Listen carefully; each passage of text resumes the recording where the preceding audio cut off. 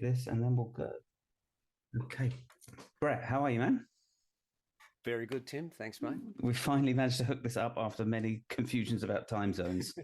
Yeah, darn Happens. time zones. Yeah, trust Yeah. me to live all the way down here in Australia. Yeah. How is Australia at the moment? It's good. We're, pardon me, guzzling coffee. That's okay. So, I've got tea as well. It's fine. um, yeah, we're just sort of coming out of summer, Yeah. hopefully. It's sort of ironic. I've lived in Australia, well, born and raised here, and I don't really dig the summer too much. I like the colder climates. Okay. Why is that? Well, I'm a fair-skinned guy. Yeah. I'm not a sun god by any means. I got to Okay. stay out of that thing.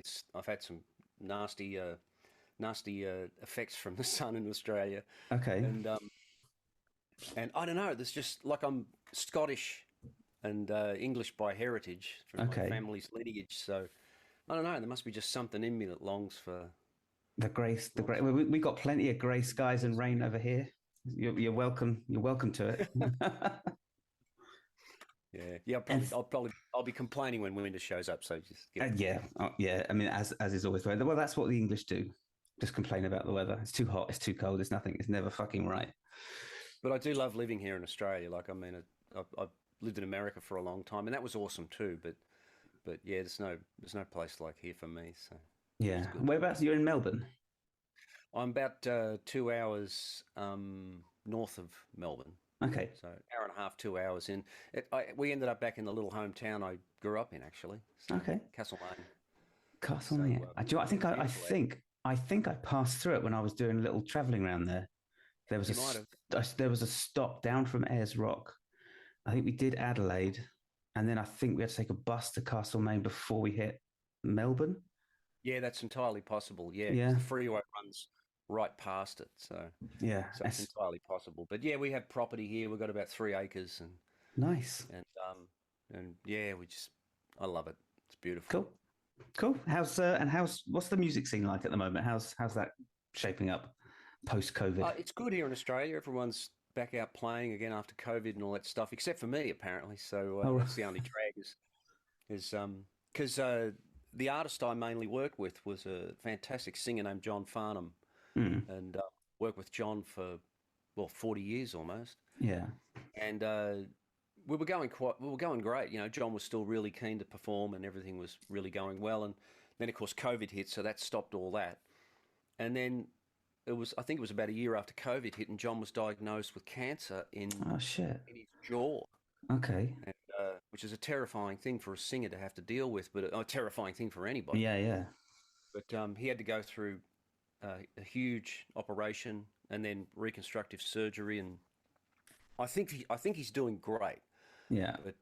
But that's all I know. I don't really know any more than the general public knows, and I certainly don't bother him.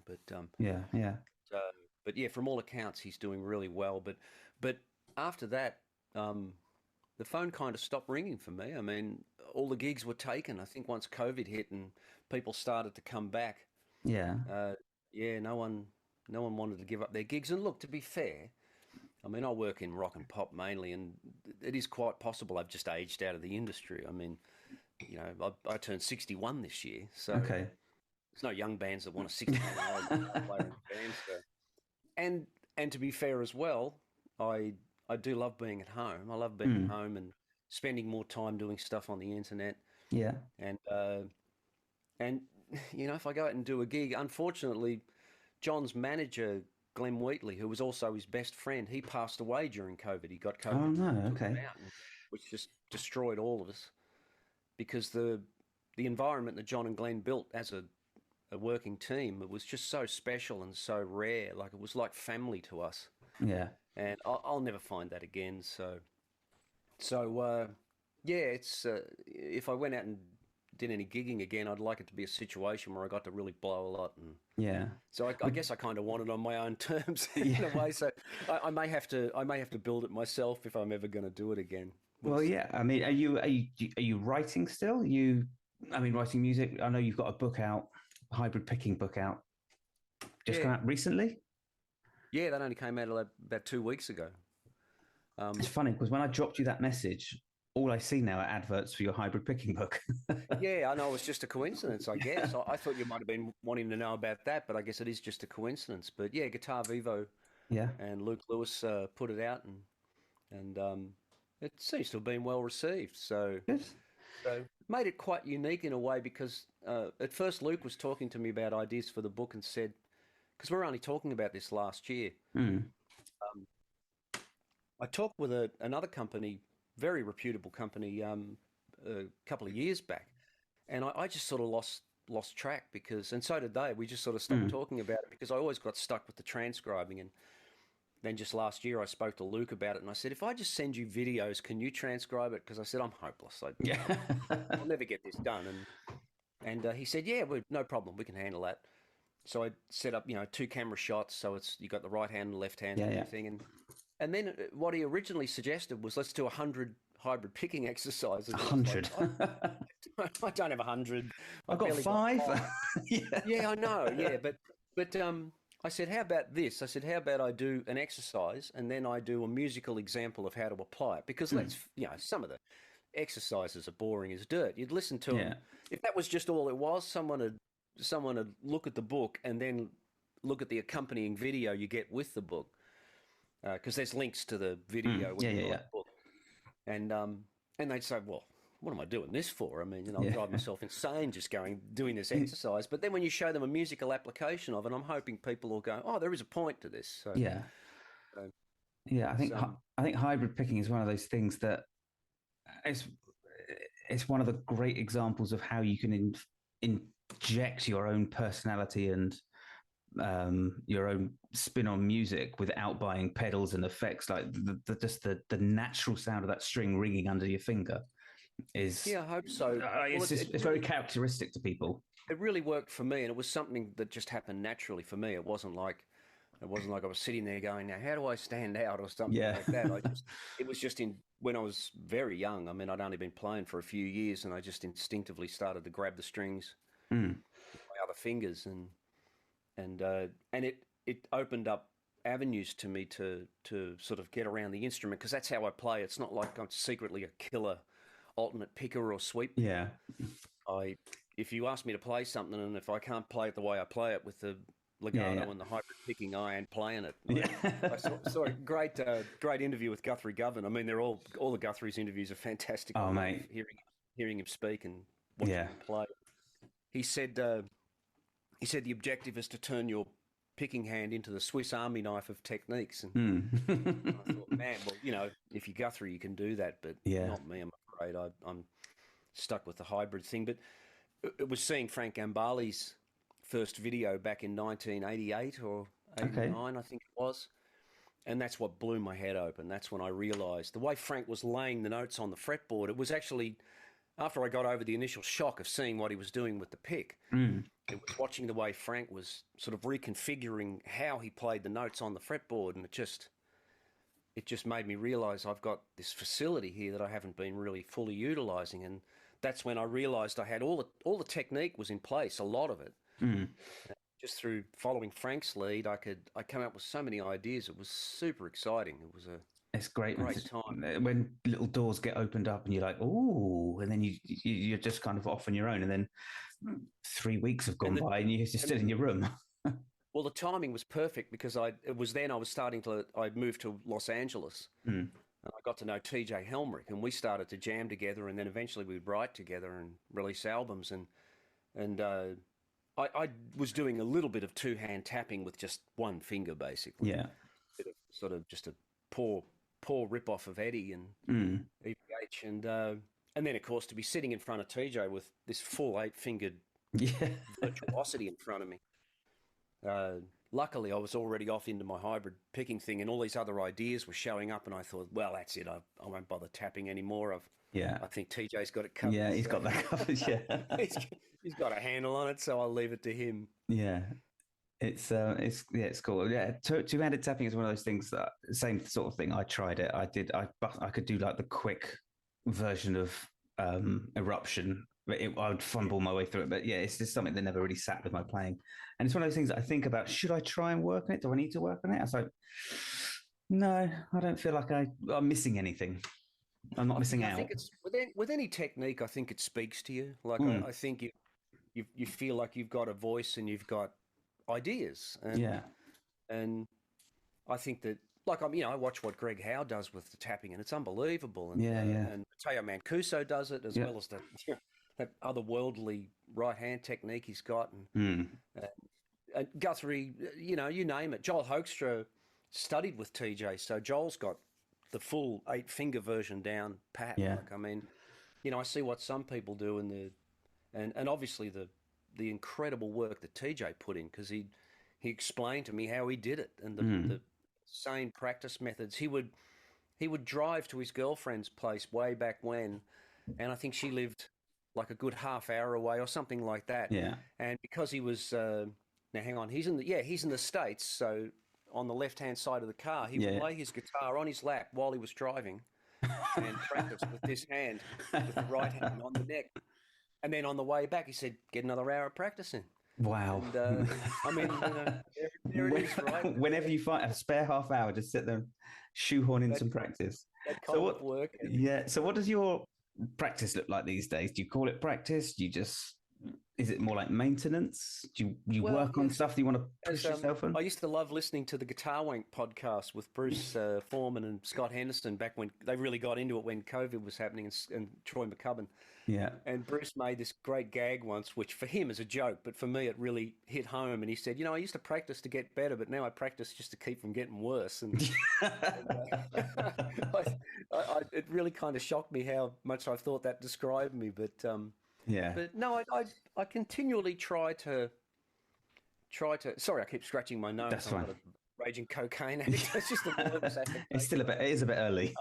Yeah, but yeah, I do continually try to push myself to, at the very least, maintain my chops Yeah. and find new ways. There's new things are showing up. I feel like I'm going through a bit of a transition at the moment because my playing's kind of clumsy. Which is probably poor timing. I try to demonstrate the hybrid picking stuff for people and keep Mm, tripping over myself, but I feel like new pathways are starting to open up. So it's important that I keep pushing through those because I've been through this my whole life where a way of looking at the instrument has changed and yeah. there's this moment of just sort of ungainly awkwardness and then all of a sudden it settles in Yeah. uh, and then I suppose the cycle repeats after a few years. Yeah. So how would you approach something that if someone gave you something, you're on a session or you're on a gig and you're just kind of, I can't do it, but you've got to get it done. Do you have like a method as to how you would approach tackling something that's a bit of a roadblock or a challenge? Yeah, just well, it's for me. It's probably trying to reconfigure how I do it Mm, on the neck with the left hand. I think that's because I did a few albums, or at least 2 albums with Virgil Donati and Derek Sherinian, but way back in the day. mm, I did Derek's first album that he did with Virgil, which he called Planet X, and then of course they formed the band with Tony McAlpine. yeah. And then I did the last. I think it's the last album Planet X ever did, which was called Quantum, and that's pretty much a minefield for me of those moments where someone else is writing the riffs and the unison lines, and I've got to figure out a method for me Yeah. to interpret that and get it done. Like I said, if I was a killer alternate picker, I think a lot of that stuff would have fallen under the fingers a lot more Hmm. directly. Yeah. Alas, I am not. I just oh man, I've tried to build up any kind of alternate picking ability, and it's just lousy. Like I can't even play "I Yeah. Was Made for Loving You" without my right hand wanting to fall off after about the first Yeah. couple of verses. It's just disgraceful, but it's not from lack of trying. And I do use a lot of alternate picking when I play. It's just not conventional at all. It's there, but it's buried inside everything else. So Yeah. yeah, if you ask me to play anything that a beginner could probably play after about a year, I'd be dead in the water. So Okay. thank God for having some sort of identity. Yeah. I mean, I think finding your own, style and way of doing things and even your own voice, I think is super important. I don't think that's something that's talked about a lot. It's the imperative, really. I mean, Yeah. and I think it's something that hit me very early on. I remember really at a very young age when I just sort of got into playing guitar and was obsessed with it. And one of the local AM radio stations was having a 2-hour special on the guitar, and all my favourites were on there. They had Richie Blackmore talking about him, and David Gilmour and Santana and Hendrix and Jimmy Page, you name it, the list back in the 70s, and it was a mile long, and I was in. I was there for it. Yeah. And it just dawned on me straight away that every time they played a track from any one of these people, it was like I was seeing their face. And it just kind of clicked. I went, that's it. You've got to have a sound. You've got to have an identity. Yeah. It's not really even about technical difficulty, because if it was, I don't know, 99% of us would be out of a gig. I guess Guthrie would have all the gigs. Guthrie meant, I don't know, there'd be a list of the names I could come up with, but I wouldn't be on it. Yeah. And I guess it's got to be, I must have an identity on this thing, because every time I pick the guitar up and start playing, it's like, oh, not this geezer again. Jeez. Like, can't, Scott Henderson or Frank Gambale come out of the speakers for a change, or Alan Holdsworth, or... But no, it's Muggin's ear keeps coming out of the speakers, so I guess I'm stuck with it. So. And what was it that kind of drove you towards, that kind of, that sound that you kind of, you've got? There is a reason for it, because, it was happening without me knowing. When I was younger, I was just continually trying to get a handle on sounding like either Eddie Van Halen or Alan Holdsworth, or both of them, or anyone that I had in my record collection. But it was Eddie and Alan, because Eddie obviously hit me like a ton of bricks when he came out in 1978. He hit all of us like a ton of bricks. And I mean, I was the only Van Halen fan around here, that's for sure. No one even knew who Van Halen were until Jump came out, really. Yeah. I mean, so you're talking 6 years later. And then through Eddie being in Guitar Player magazine, he talked about Alan Holdsworth. And I thought, well, if Eddie says he's great, I've got to check this guy out. And, of course, when I heard Alan, that was it. Like, I actually realised, because I was mortified to realise that I wasn't picking every note. Yeah. And everybody else seemed to be. And I thought, oh, no, I've really buggered this up completely. I've got this so wrong. I've invested years in doing it wrong. Yeah. Because you have to understand, I didn't have any guidance from a more experienced player. I was just sort of winging it. Yeah. And learning by ear and trying to figure stuff out. And then when I heard Alan, I recognised that sound straight away, the legato thing. I recognised it, and I thought, okay, so I guess you just do your own thing and follow your instincts as to what you should do. So Alan sort of gave me, an injection of confidence that I could forge my own path. But at the end of the day, I just really wanted Alan or Eddie or a mix of both to come out of those speakers. And I thought, I'm just screwing this up. I'm trying to get down what these guys are doing. Yeah. And I'm getting it all wrong. Whenever I try to figure out what they're doing, something else comes out and I'm blowing it. Yeah. And I was in a music store when I was about 18. And it was down in Melbourne when I was getting some gear fixed. And I'd been in there before, and I'd seen this amazing guitar player in there demonstrating a guitar for somebody. And his name was Phil Buckle, and I ended up becoming really good friends with Phil. And excuse me. Sorry? He was in a band called Southern Sons here in Australia that were huge. And Phil wrote a lot of hit songs. He's an amazing guitar player and songwriter. And I remember walking in the store, and Phil's doing all these Tommy Emmanuel style harmonics, and I'd never seen that before. And I was like, oh my God, and this is the guy just working in the shop, what else have I got? And so anyway, I was getting some gear fixed, and I went back to the store months later, and I said, is it okay if I just sort of noodle on the guitar up the back? And they said, yeah, go ahead, kid, you'll be right. And so I went down the back, and they had a sign on the wall that said, under no circumstances should Stairway to Heaven or Smoke on the Water be played in this shop. And I thought, wow, tough room, so be careful. So I plugged the guitar into an amp, and you could barely hear the guitar. You could actually hear the guitar acoustic, an electric guitar acoustically over the sound of the amp. I had it that quiet. So I'm just down there noodling away, killing time, doing my thing. And all of a sudden this head comes around the corner, and it's Phil. And he's sort of looking at me, and I said, oh my God, sorry, am I playing too loud? And he said, no. He said, are you good? He said, carry on. And I had this rave back then, a standard rave that I'd say to people in pubs, because you got to understand, I'm playing in pubs around here and doing all this two-hand tapping and pseudo Alan Holdsworth stuff. And people are thinking I'm the greatest guitar player that's ever lived, because they'd never heard any of this stuff before. And they'd walk up and say, Jesus, man, you're incredible. And I'd say, no. It's two guys, Alan Holdsworth, Eddie Van Halen. You ever heard of them? And they go, no. And I'd grab a beer coaster and a pen, and I'd write their names on it and say, off you go. Educate. Go to your record shop. Yeah. Good luck. And, they sort of look me up and down and walk off. And And I started to give Phil the same rave. I was like, no, it's just me trying to copy Eddie Van Halen. And I was looking for a beer coaster to write their names Yeah. on. And he said, I know who those guys are. He said, you got your own thing going on. I want to hear more of that. And he was the first person I'd ever met who knew who those people were. Mm. I didn't get down to Melbourne very much. And obviously the word was out down in the big city. And Yeah. and Phil was the first player I ever met who not only knew what they were doing, but could do it. Yeah. And understood it. I mean, he was that good. He was the sort of guy that John McLaughlin came out and he was like, oh, I'll try this, so he could do it. And harmonically he got it. And Yngwie came out and he was like, oh, cool, this will be fun. So he could, within a week, he got all of Yngwie's stuff down. Yeah.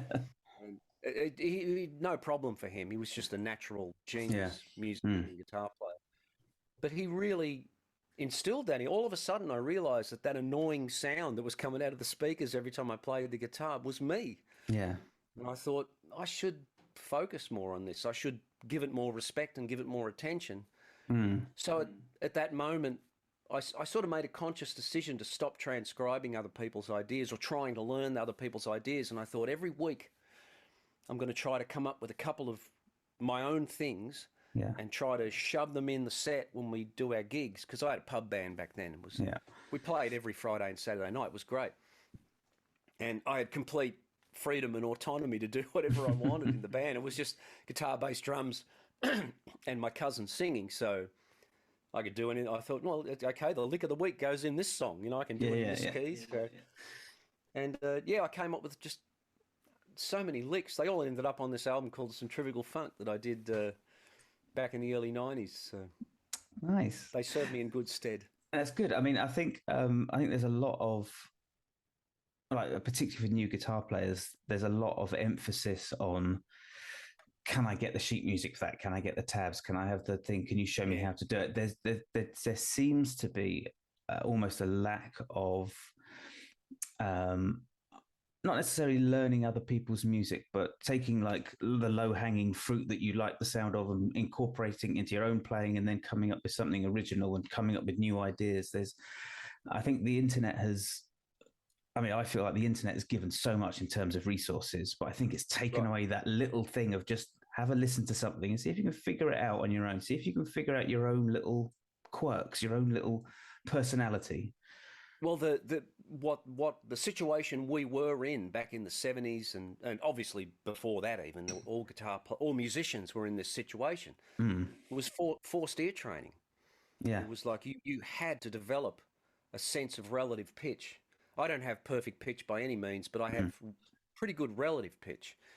And that's what I used all the way back then because, like I said, I never got any proper lessons. I took 4 lessons from a really good guitar player here in town.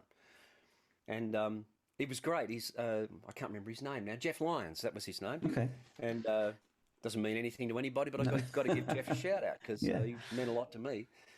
And I remember he just looked at me and said, because I'd heard Richie Blackmore and I thought, this is it, baby, lead guitar, let's go. Yeah. And so he said, what do you want to do? And I said, I want to be a lead guitar player. And he went, all right. And he drew a crude picture of a left hand and he went, 4 frets, 4 fingers. And right off the get-go, like he's got me using all my fingers, which was a great piece of advice because I would have been very frustrated later on if I'd sort of fallen into the blues rock method of just letting the little guy hang off and the 3 jobs, they do all the heavy lifting and I never gave him time to teach me any scales or anything. He taught me 4 songs that I practiced and then I bailed and lost interest and then got regained interest again when my cousin Andrew found my guitar under the bed and said, oh shit, you got a guitar? And I said, yeah, and I played him my 4 lessons and then he said, that's it, we're forming a band. So that was it, we formed a band and I just started trying to learn things by ear. And so for me, it's been that, it's intervals. Everything's intervals for me. I don't even really invest a lot of time in memorizing patterns and things on the guitar. It's pretty much like, if I'm playing this note on this string, what is it against that chord and what do I want to hear next? Like if I hit it and I go, oh, it's the 4th. Okay, the next thing I want to hear is the 5th. It's either up a fret or across a string and down 3 frets, and that's my map. That's how So it's a strange esoteric world I go into when I improvise because sometimes I like to improvise my eyes closed a lot, which doesn't improve accuracy, but but it's great for getting a visual representation of hearing, of Yeah. Yeah. seeing Yeah. what you're hearing. You know what I Yes. mean? Yeah. It's Yeah. Yeah. uh, Yeah. It's the other thing I wanted to chat about is I heard a great story about Paul McCartney. It's kind of going back to what you said, like life in the 60s and 70s. That they took a bus in Liverpool across town because there was this guy on the other side of town that right. knew a chord that they didn't know. Did you hear that? The guy that knew the mystery chord, the Yeah, diminished chord. yeah. Yeah. So they like, I think that kind of dedication to the craft, um, I think it's just wonderful. I think it's You know, great, man. that sort of gets back to what I was saying. Like round here, there were no, and I don't say this with any arrogance. There was no one really any better than me. Hmm. We were all in the same boat. None of us could really teach each other anything because none of us knew anything. We were so Yeah, stuck.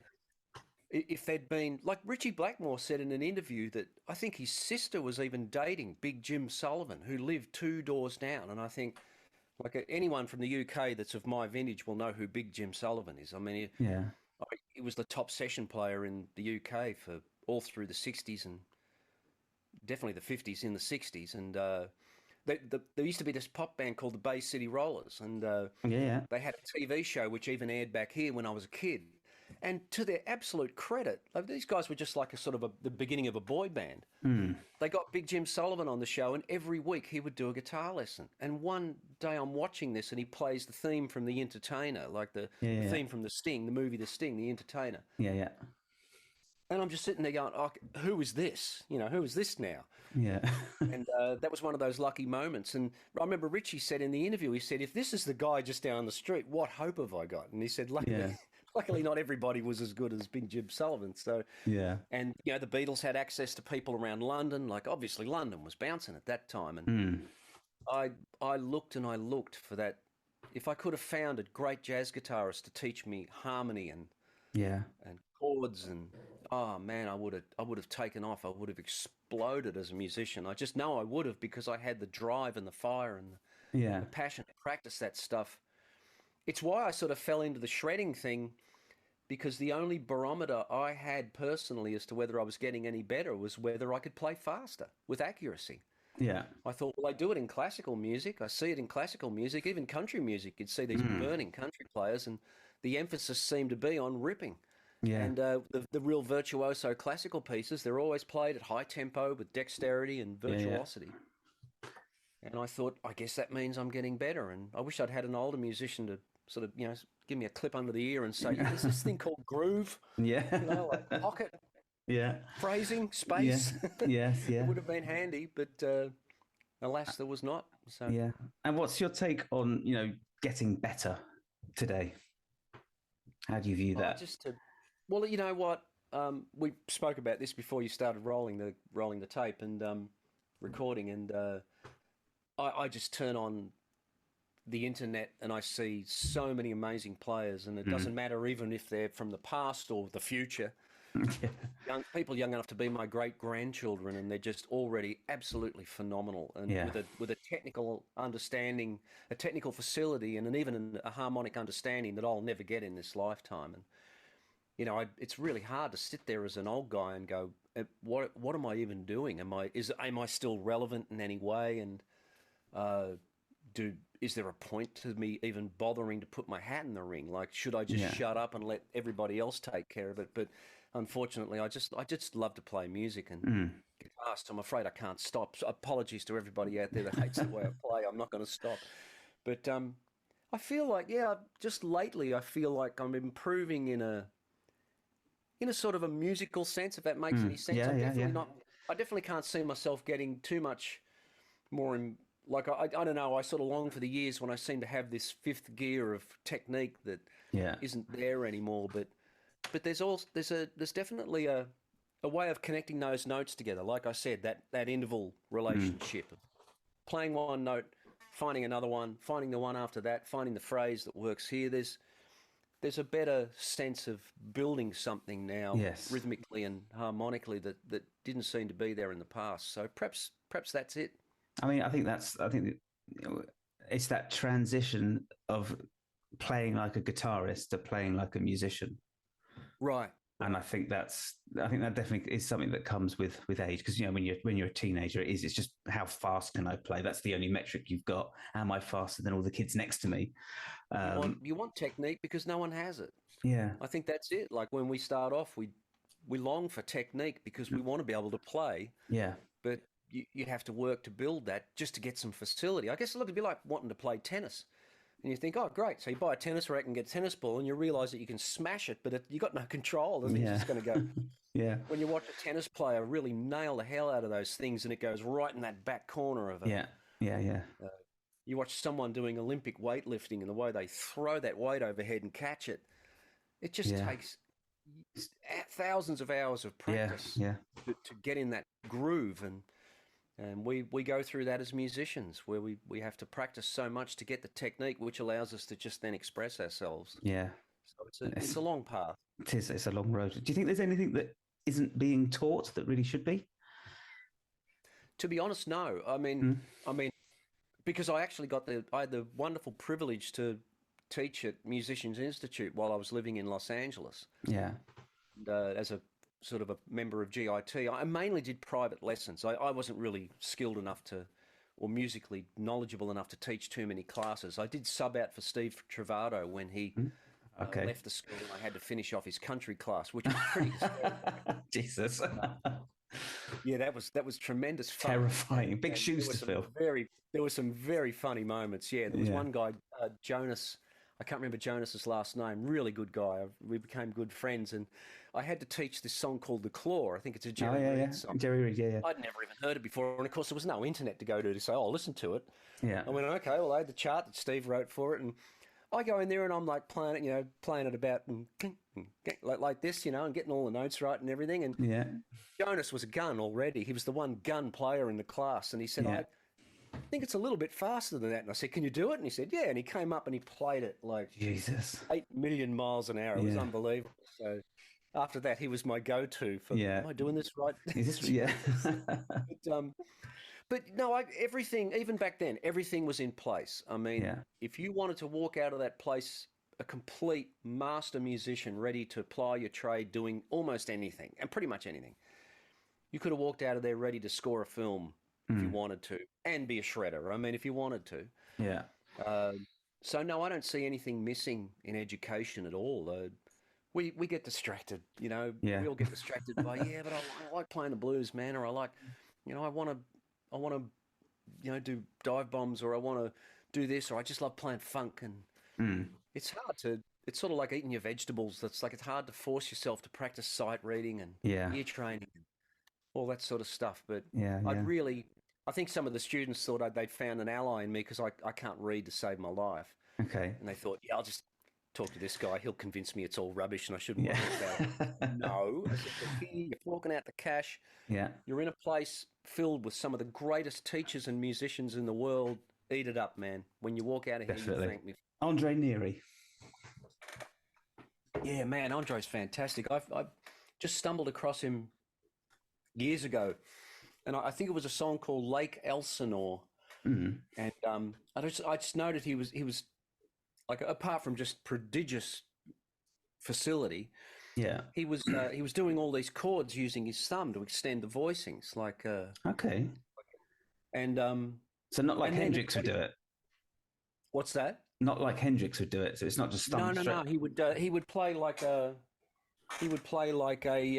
sort of a and hang on, how I got to remember the voicing he played. It was like he would do like a like that, like a Okay.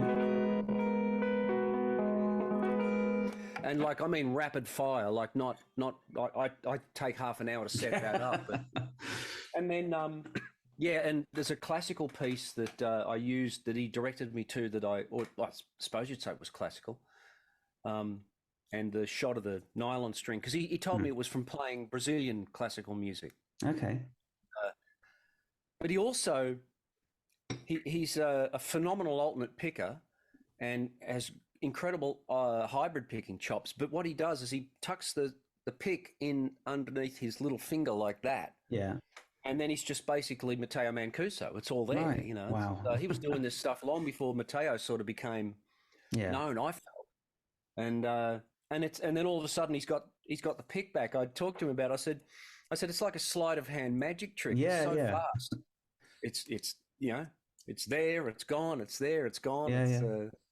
like some dude with a bloody penny on his hand Mm. making it vanish. But yeah, it's just phenomenal and super nice guy. Like, I mean, that's Yeah. what I mean. Like I talked to Andre and Tom. Mm. They tell me that I had an impact on them, and I think, well, like they talk about, oh yeah, I saw that old rock fusion video you did all those years ago, and Yeah.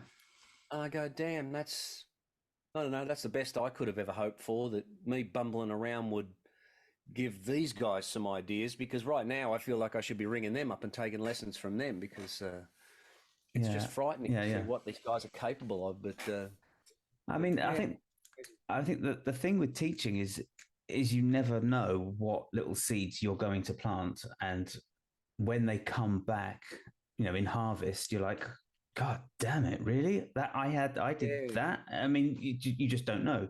And so, I mean, I think it's one of those things, like teaching is particularly I think for guitar players, it is, it's always sort of seen as just a bit of it's just a bit of a means to an end. It's just a way to earn a few quid. But I think if you're like the first teacher that someone has, you've got like a big responsibility to make sure that you're setting them on the right path, you're doing the right thing. And I do so much depping and subbing for teachers, and I go through their notes that they send me or that they've written in the student's book, and I flick through it, and I'm like, the fuck is this?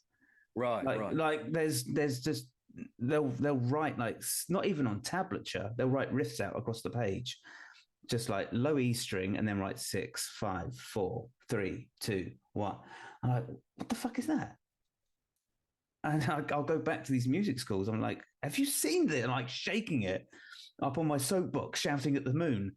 And yeah, I was like, we need to go. I said, look, I will write you a course. I'll write you a 10-week beginner guitar course that all your teachers follow. And then from there, they're free to do whatever they like. And it's just some of the shit I see is shocking. yeah. I think it's like I said, it's just back to using your ears ultimately. Yeah. Last night I was had a terrible bout of insomnia last night, so I just chucked on YouTube, and Rick Beato had just released his interview with George Benson, Mm. and of course then I'm down that rabbit hole for an hour, Yeah. being the George fan I am, and man, what a beautiful interview! It's one of the I've not seen it, I but really love all of Rick's interviews, but this has got to be the best one yet. Like, I mean, okay. just George, what a guy! And Rick was asking him, like, he said, how did you learn all that stuff? And he said, just by ear, just by Yeah. listening. And he said that he showed this incredible solo. I think I've seen it before, and it's probably Rick Beato pointing me in that direction. But it's George he's doing a scat solo, probably on Broadway, but it's from way back when, like back Mm. when the album was probably just released. He looks very young in it, Yeah. and it's just frightening. I mean, just the fact that not only that he's playing what he's playing, but he's singing it as well. Mm. And Rick said, how did you develop that facility? And he said, well, he said, I'd never heard Charlie Parker before. And he said, I drove a friend home after a gig, and he said, you better have a coffee before you drive back. And he put on, I can't remember what the song was called. It might be called Just Friends. I can't remember. Okay. But this Charlie Parker tune. And he said he was just enthralled with it. And he said, every time I was near a jukebox and had a quarter, I played that song. And Yeah. he said, I could sing that solo almost note for note. And he said, all of a sudden, I realized if I could sing it, I could play it. Yeah. And he had that direct connection to the instrument. That's... And it's an incredible skill set to have, and amazing. Like I tried to sort of do a lesson for it on the Patreon site, and I mean, I do sing. I'm not a bad singer, but I'm certainly no George Benson. But I think, yeah, if you can just internalize that kind of sound in your head, so you can look at the guitar and go, I know what this is going to sound like before I even touch the thing. I know that if I put my fingers in these places, I know what I'm going to hear. Yeah. To the point where if someone retuned it and you did it and something else came out, you'd get a fright. Like I think that's a very different way of looking at the instrument, as opposed to saying I've memorized this grid. Yeah. And if I put my fingers in these spots, the results should be satisfactory. Yeah. Like, I mean, that's a whole different energy of going, I forget who it was. It might have even been Tom Quayle went around the NAM show asking all these different players about how they memorise the fretboard. Yeah. Sort of like, who gives a fuck about memorising the fretboard? Memorise the sounds, Yeah. Do it like a piano player. If you shove your finger here and you need a half step, it's either like that or it's like that, depending on how you want to get it. Yeah. Yeah. Just as long as you can develop your ear to recognise pitch and relative pitch, then can't go wrong, really. I mean, I think that's why the great improvisers are so fearless, because there are no wrong notes. No matter what they hit, they can make something out of it. Yeah. If you play it once, it's wrong. Play it twice, it's an outside note. And give it context, Yeah. Like if I hit years ago when I used to hit a flat 2, I'd go, oh no, and I'd sort of quickly slide up a half step, make it a natural second. Whereas now you embrace it, and it's like, oh great, altered. I mean, every note. I mean, when I was at music college, we had a theory class, and the teacher is a great player, a guy called Eric Roach. I don't know if you know him. I know that name, definitely. Sadly, he passed away in 2005 or 6. But yeah, we were in this theory lesson, and he said something similar. He said, there aren't any wrong notes. If you think that it's a wrong note, we're doing something wrong in these classes. But you play a flat 6 over a minor chord. Listen to how that sounds. What emotion? What does it emote? What does it do? Where does it want to take you? Does it want to take you? Does it want to take you back to the 5th, or do you want to go up to the 7th? Fuck, do you want to go from the flat 6 to the 6? What do you want to do? Exactly.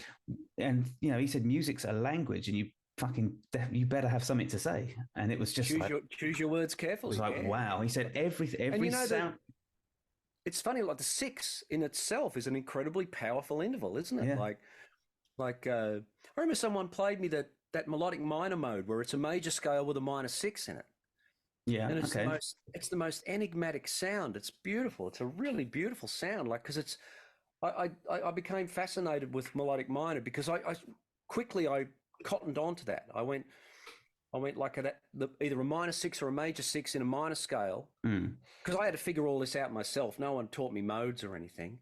Yeah, I just went, wow, there's the minor 6 is definitely a very, very sad energy. Like it gives the minor sound a sadness. Yeah, almost a tragic sadness. Yeah. Whereas the major 6 gives it, I always called it 2 beers sad. Like there's a levity to it, and I thought that's probably why guys, people use it in sort of minor blues. Mm-hmm. And then when I started experimenting with either a flat 7 or a major 7 in a major context, and I thought, the flat 7's definitely got a night out at the pub kind of vibe to it. You know what I mean? It's got That's why it works so well in a blues and country and all that sort of thing. Whereas a flat out major scale is just unadulterated happiness. It's gorgeous. It's so syrupy. It's just almost sickening, really. And then when you get into the melodic minor stuff and you start to have those fighting emotions, like a minor third but a major 7 and all that sort of stuff, it's incredible. They're beautiful sounds. Yeah, I mean, I really struggle with the melodic minor. I can't. When you hear the sound of a scale, like when you hear the Dorian scale, it just has this hip kind of thing, or the Phrygian scale, it has that real Eastern Spanish kind of sound. I can't hear the melodic minor scale. It's funny. It's like that's when it sort of gets back to those individual intervals again. So if you got to, you're getting that.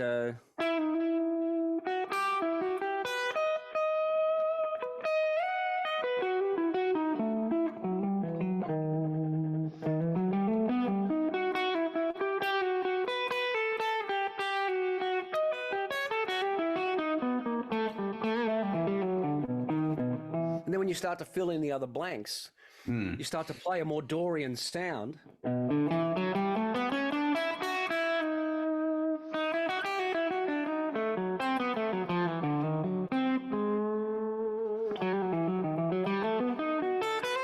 When you're playing sort of E Dorian, and then you start to mix that in with melodic minor, you start to hear the 5 chord then, because you start to hear that.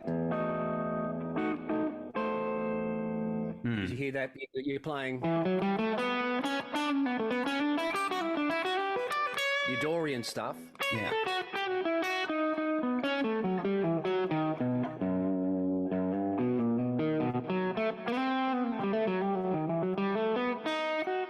So then you sort of start to hear that 5 chord sitting over the top of the the top of the one, and it's got to be context, I think, like because otherwise you're just learning a scale, and it's like, what am I doing this for? I don't get it, and I totally relate to that. And until you sort of come up with a few ideas where you go, oh, okay, I understand now where I could possibly use this.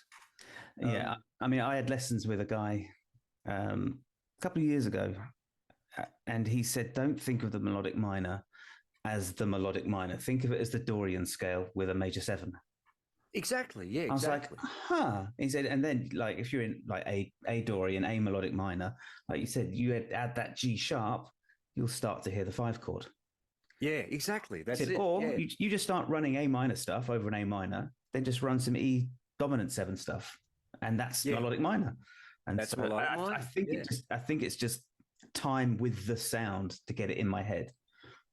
Oh, absolutely. It's just it's learning to ingrain the sound, because when I used to teach at MI, and I'd ask the guys to say, oh, I learned a new scale, and I'd say, oh, what is it? And maybe they'd say melodic minor, and they'd say, I'm still struggling to get a handle on it, and they'd play it for me, and they'd go right across the fretboard, and I said, no, just play 1 octave for now. And I could tell they actually couldn't tell when they'd reached the next octave. Yeah, they'd memorized a grid, but they hadn't been listening to anything they've been doing. And I said, no, just when you learn a new scale, I would recommend you just stay within 1 octave. Yeah, and get those notes, get those intervals drilled into your head, because that's your formula. Yeah, and then after that, it's just, because Scott Henderson used to say that to everybody: just play on 1 string. When you can sit there and go, and just have all those intervals at your disposal on 1 string. You literally have to think of intervals, because you can't, the old favorite hand positions won't fall under your hands anymore. Yeah. It's when Alan Holdsworth gave away that one quote, because, Alan hated to talk about music. I gathered that pretty early on when I tried to find all the interviews I could, because I wanted to find out what he was doing and how his mind was working. But he just made this one statement where he said, well, I play a lot of 4-note per string scales. That was it. That was what he said. And I went, okay, well, that's what I've got to work with. So, the minute I started to look at that, it just blew the fretboard up. I went, I now have no idea where I'm going. All the old favorite positions were gone. And I thought, okay, well, I guess I just got to get better at playing this thing now. It's like, obviously Alan's doing it. So, and it just kind of opened everything up to the point where, and because I was going into unfamiliar territory and hitting wrong notes all the time, I started to autocorrect. I'd sort of go up or down a half step to autocorrect and make the wrong notes right. And that's where the chromaticism sort of started to creep in, because I really dug it. Like sometimes I'd accidentally play a jazz phrase, and I'd think, well, that's kind of like a jazz guitarist. That's cool. Yeah. And if I was playing over a minor chord, and like a major chord, like an E major chord, and I went, oh, I like that. And so the next thing you know, it's all, I'm starting to get these passing tones in there. And you start to embrace them after a while. Yeah. What do you think about making mistakes? Well, Steve Lukather, I came across a clip just yesterday, flicking around on YouTube Shorts or something. Yeah. And he said he got so sick and tired of the cell phone revolution when people were filming everything. He said, he'd be at a jam at the Baked Potato, and he said the reason we loved going to the Spud was because that's where we could go and make mistakes, be bold, have fun, and because these guys are living in the studio, or they're recording artists that are on stage, and they're expected to be perfect. Yeah, and they've got to be perfect when they're doing a session, and they're expected to be perfect for Steve, because he was both a rock star and a session musician. Yeah, he said the one place I felt like I could go where I could just push myself to find new things and explore new territory was the Baked Potato. And now I've got some guy filming me putting it on YouTube without my consent.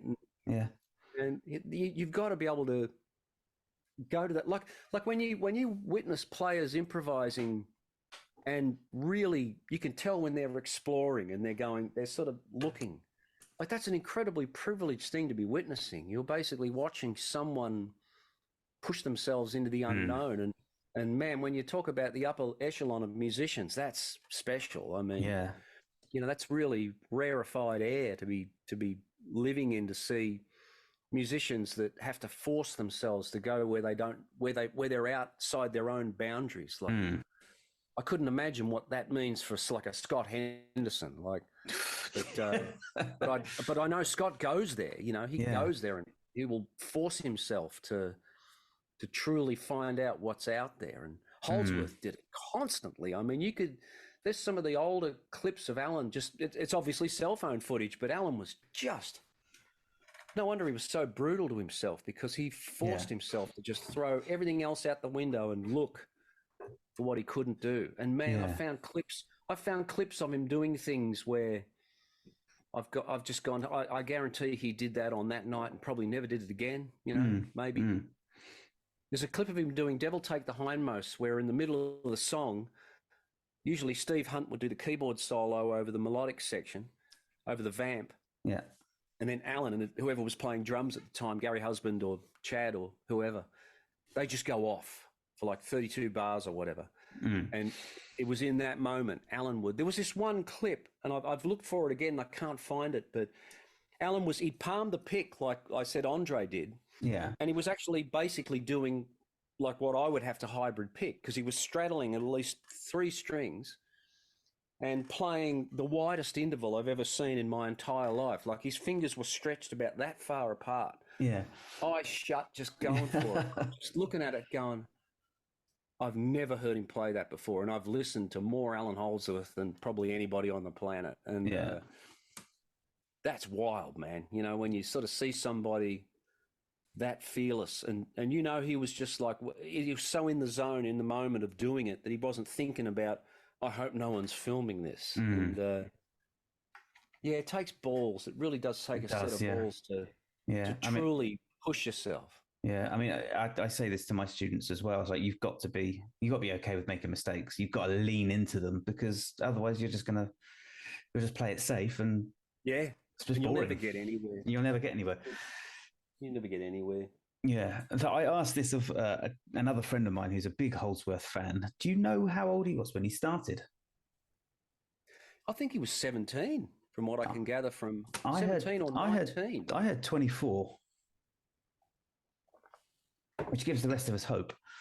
Alan was obviously a high-functioning individual. Like, when he passed away, there were so many interviews that came out from people that knew him, and it was just fantastic. It was a great podcast I found where they interviewed a whole bunch of people, and one of them was Jeff Watson from the band Night Ranger. I don't know if you remember them. No, I don't know. They would have been around before you were born, probably.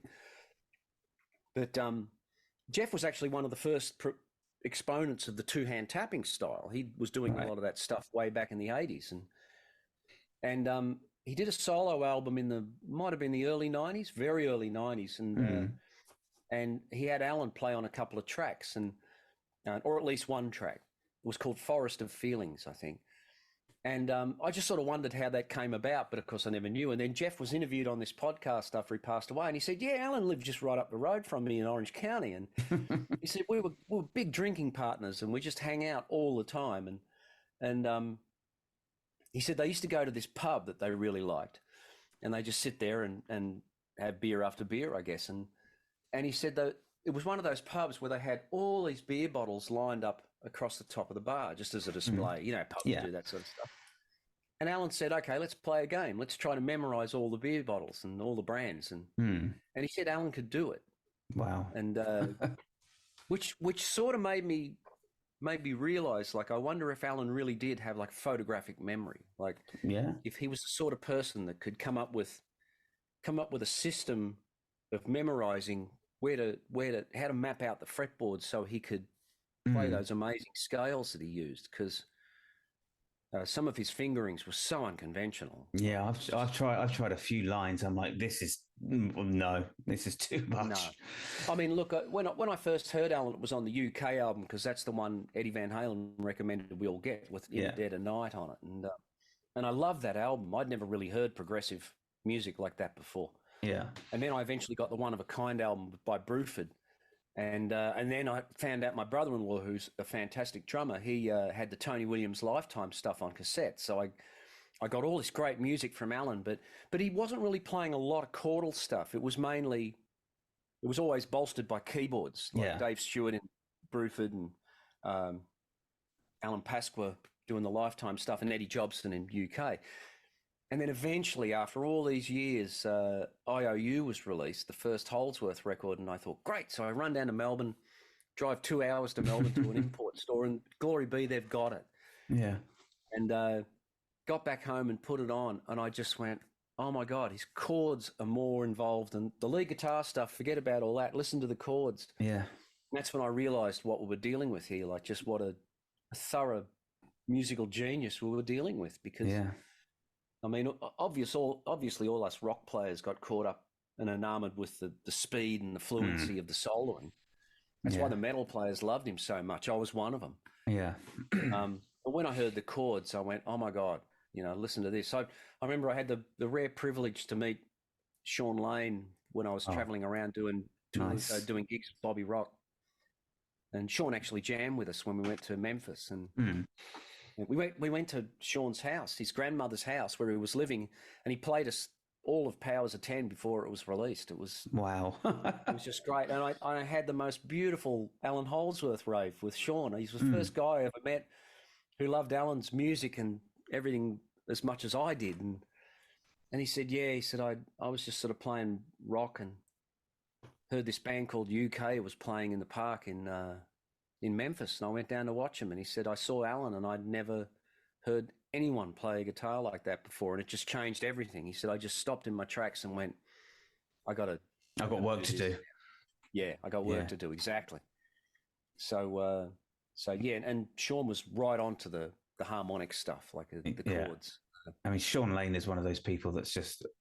I mean, Alan Holdsworth, Sean Lane, Guthrie, those guys, they just operate. Bumblefoot, Ron Thal, they just operate on a different level. I'm glad you brought up Ron Thal because I found out about Ron way back in I think that was early 90s as well when Mark Varney was doing those Guitar on the Edge sampler CDs and Ron was on there, and I just always thought Ron was like, he was almost like Guthrie before Guthrie in a way, like just this unbelievable otherworldly facility. And then what he does with the thimble, just nuts, isn't it? It's so creative and so musical. Yeah. Like, and when you're listening to it, you're like, has he got a guitar with extra frets on it or something? Yeah. And like it really is just that is some of the most creative stuff I've ever seen. Like, I mean.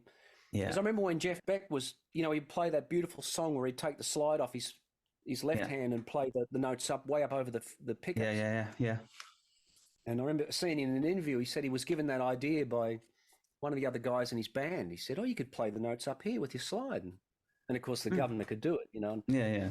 But I mean, Ron was basically doing that. I mean, with that thimble thing, Jesus, man, what a... And a great singer, Ron Thal's just he's more known now, obviously, but boy, he should be a lot more known than he is. I mean, I have dropped him a message seeing if he'd like to come on, but not got back to me yet. But oh God, well, if you end up talking to him, shoot me a link. I'd love to watch it because I'm a huge fan. Yeah, I was introduced to both Guthrie and Ron Thal in the same moment. It was Guthrie had done a transcription of one of his songs in. I think it was Guitar Techniques called, I think, Mafalda. Yeah. And I looked at it. I looked at the transcription. I was like, what the and I listened to it. And it's just like, that's what? Yeah. What?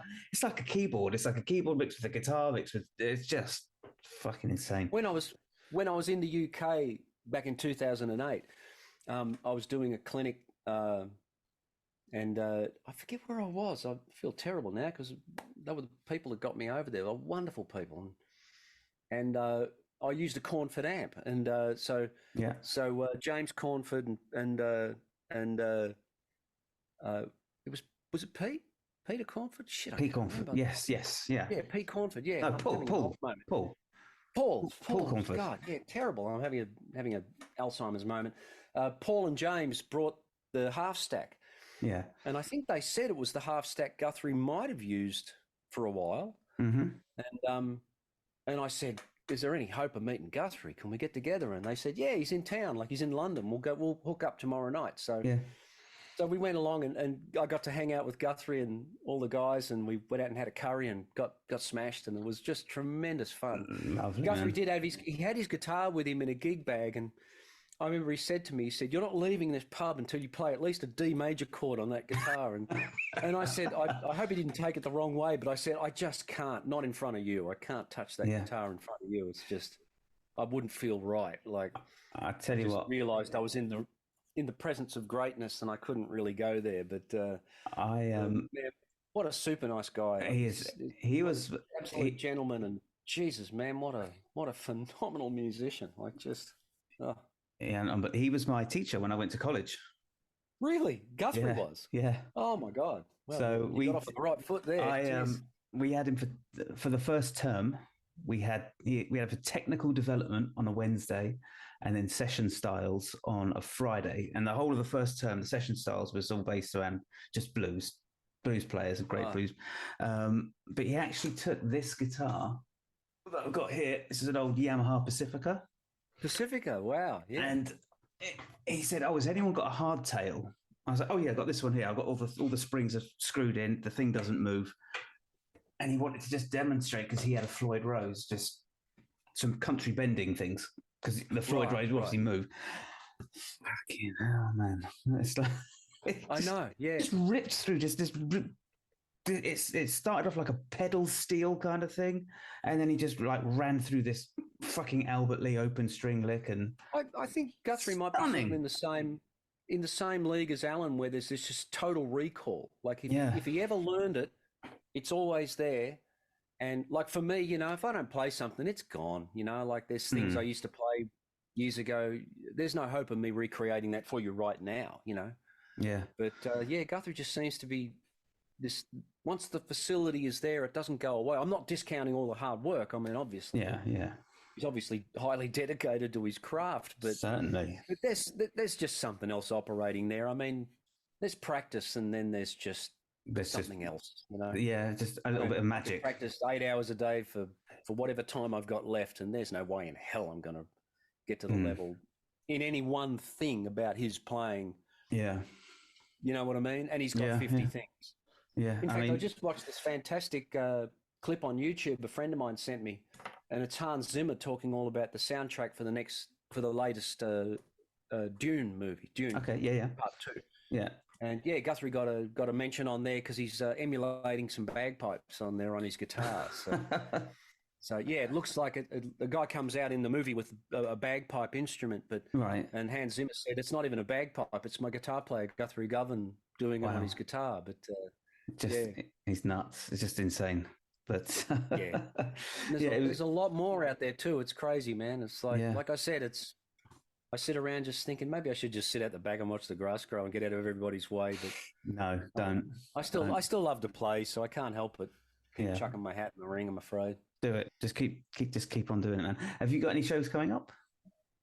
I do not. No. It's that's the only drag is like there's nothing really to report on the live music scene. I may have to just try and put something together here. I don't know what, but I don't know. It's a lot of work and a lot of expense, and I'm a little scared to do it, because I have a family and I don't want to risk for the sake of doing a couple of gigs and having to pay everybody. I don't want to risk, our savings or whatever. So it's a bit tenuous, I'm afraid. It's okay. The ship may have sailed. I don't know, but it's a drag because I think what really is needed for me to move forward as a player is live playing and live improvising. But the opportunity just doesn't exist at this moment, which is a shame.